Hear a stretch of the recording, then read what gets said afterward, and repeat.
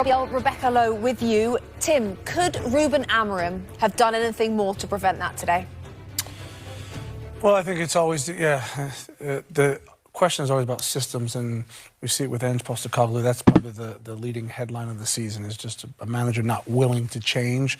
Ruben Amorim was interesting because he stuck with his lineup, he stuck with his tactics, and then very quickly had to hook Xerxes and change.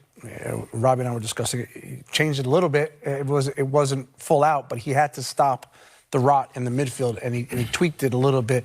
He's going to have to figure it out. I get what he's saying. He talked to Gary Neville, and he said, look, if I change who I am as a manager, I completely lose my team. That's not true. It's not true. What he needs to do is, in certain positional profiles, have an idea of how they're supposed to play.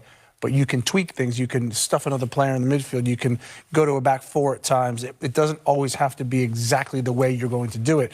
And I think he's learning that quickly. It's interesting because you mentioned that pre-game interview with Gary Neville, in which he sort of said a coach changes their philosophy, changes their belief, they die. And yet he had to slightly change it today. Yeah, he got Mainu on, who was better, who gave him a spot at back. He got Eriksen playing from the left side, but was really a third midfield player. And as soon as we got the team sheet back, we looked at it and said, Casemiro and Eriksen in the middle of the park, worry. And he's got to have to look back at that and say, did I get that right? And I don't think he did. I don't think in any way he could say he didn't have the athleticism, didn't have the capacity to go toe-to-toe with the three Newcastle players who won the game. The problem I'm getting at the moment for Manchester United is, I understand they're not winning games, but this is about learning. Well, what do we learn against Wolves? Bruno gets sent off. I'm not sure what we learned. What have we really learned today? They were better second half.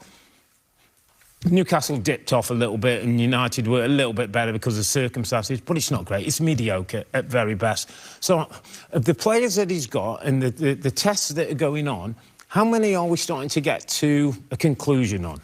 Where are we down the road of like getting to something like a best 11? Was it 11 games now in all competitions? We should be getting a feel of where we are at the moment. It still feels like lots of balls are up in the air. I mean, give me some names that he would keep. Ahmad, Garnacho, Bruno, the goalkeeper. Would they do better, this Manchester United team, Tim, if he did change his system, do you think?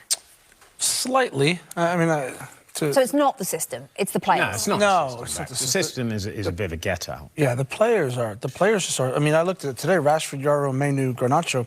Those are probably his four best players. They started on the bench, you know, and so it's taken far longer to work this out.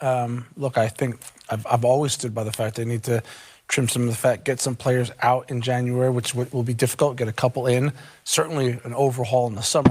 I would be shocked if we get to the summer and through the summer and there's not a complete overhaul this squad. I mean, you can't a complete overhaul would maybe they'd like to do, but that's quite difficult. I mean, Robbie picked out four players. How many do you pick out that he would definitely keep? Yeah, I'm on board. Same four?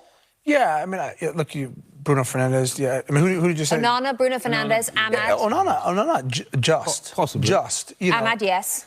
Ahmad, yes. Bruno Fernandes? Fernandes, for sure. The other one you picked out was Mainu? Yeah, definitely Mainu. Yeah, absolutely. For the potential of those. But outside you can't of that, get rid of the rest of them, can you? No, you can't. You can't. Well, it's interesting today, Bex, when I've looked at both teams, and I said it before the game, and I'm happy to say it again, the team in black and white have got better players than the team in red. Far better players. So systems and how you play and all that goes into it. But the black and white team are better, were better coached, had more energy, wanted to go about their business, and you see the kind of run they're on. And talking about Newcastle, it was a bit of a stop-start first sort of quarter of the season, wasn't it? Mid-table at one point, and people saying, oh, has Eddie gone so far with this team? He's refreshed them, they've come again, they've had their injuries that they've dealt with, and that looks like a proper team. You see him at the end, that looks like proper team spirit. We've said this over and over. I mean, you can't give Eddie Howe enough credit. He's a fantastic manager. He's got some good players, but, I mean, the profile of this team, the way they go about their business, the way they run and charge around and defend and get at it, it's a fantastic team. OK, congratulations to Newcastle United.